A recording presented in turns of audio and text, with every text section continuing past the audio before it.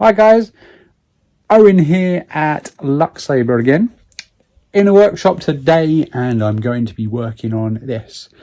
You may have seen a post from a few weeks ago. I went and picked up a job lot load of these cool old galvanised chicken feeders.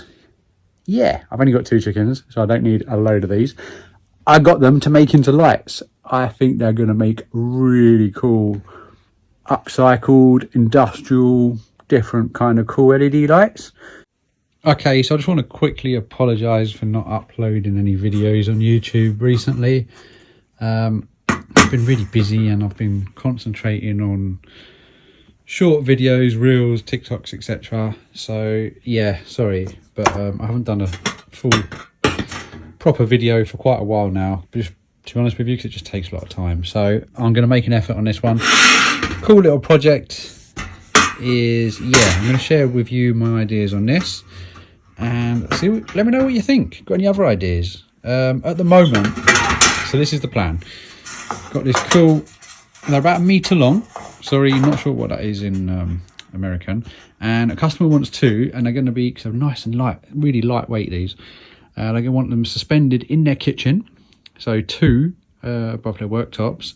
Just going to be suspended on some thin bits of wire or chain or something. So obviously aiming down in the kitchen. So LEDs definitely is the way I'm going to go, because I want light all the way along. Now the problem is, if probably going to be using some standard sort of LED strip like this. Now if I just simply put the LED strip right in the base, it's going to get a bit lost there. It's too deep. The sides are going to cut out a lot of the LED sort of the angle that it shines at.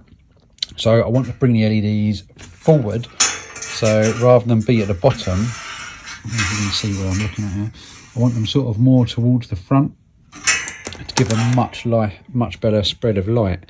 So a very quick and easy solution that I'm thinking of is a few little spacers in wood. So I'm just going to put these in there, and then they'll be securely fixed in, drilled, screwed, etc. And then I've got a thin flimsy bit of wood. It doesn't need to take any weight or any structural sort of importance at all, and I've just quickly sprayed one side of it a rough silver colour to blend in. That's going to sit on the spacers.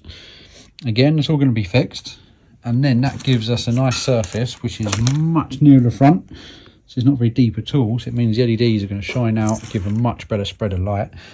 And then it's even wide enough to put 2 strips of LEDs along there. So it's going to give off a great amount of light, which is going to be ideal, especially for a kitchen. And then that space I've got behind there is even going to give me room to fit one of these ultra slimline LED drivers in. So that's going to sit down there, which means then the mains cable can be taken straight in through the back. All connections made in here, no separate driver, transformer, nothing. It's going to give a really nice, neat finish. And yeah, the colour is going to stay as it is, because it's just a great, cool, rustic, galvanised, industrial sort of look to it, which is what I want, and it's what the customer wants. Might incorporate a little bit of copper onto it, because that's going to match the customer's interior in that room.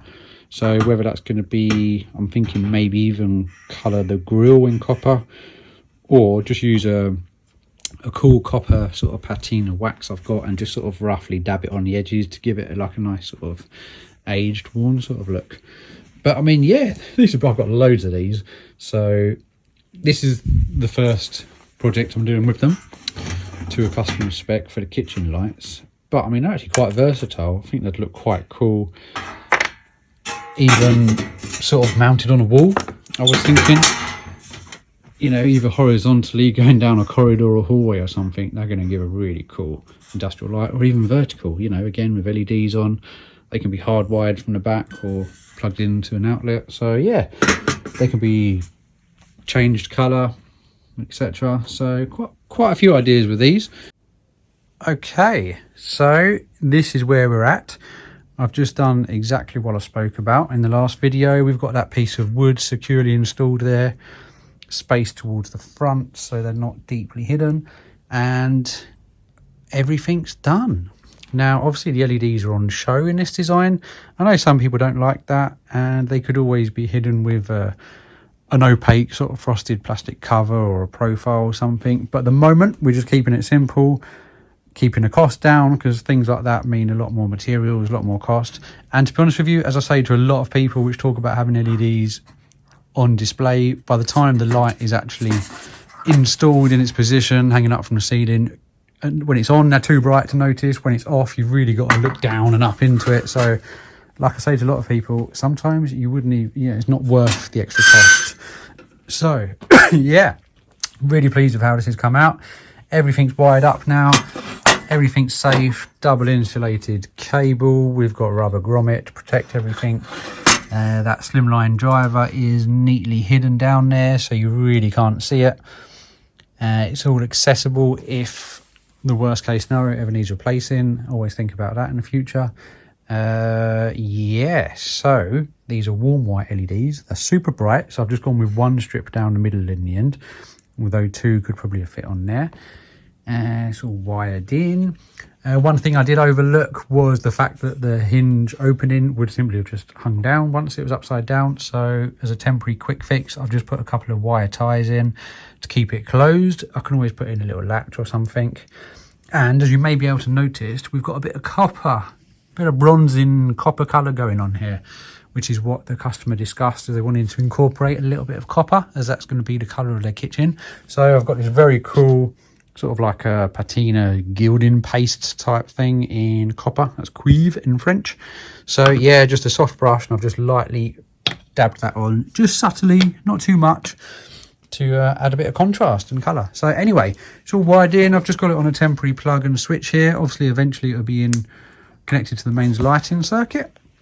But there you go. I think this is going to make a fantastic kitchen light.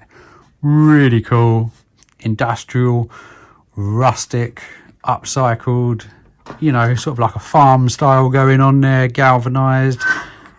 Loving it. This is going to look so cool when it's actually up above a kitchen unit or island hanging down. That's just going to look so cool. To install it, again, kept it simple. We've got a metal hook at each end, so it'll be on some thin suspension wire.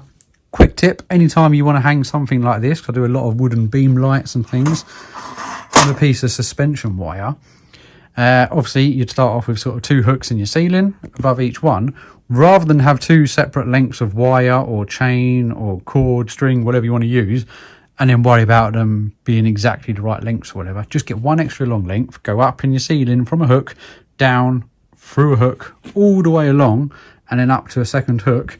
And that way, when it comes to getting it perfect level and straight, all you got to do is just slide on the wire and it'll be so easy to get level.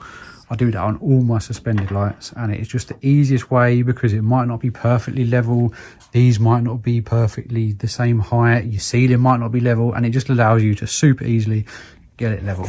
So yeah, I've made this as easy as possible to install.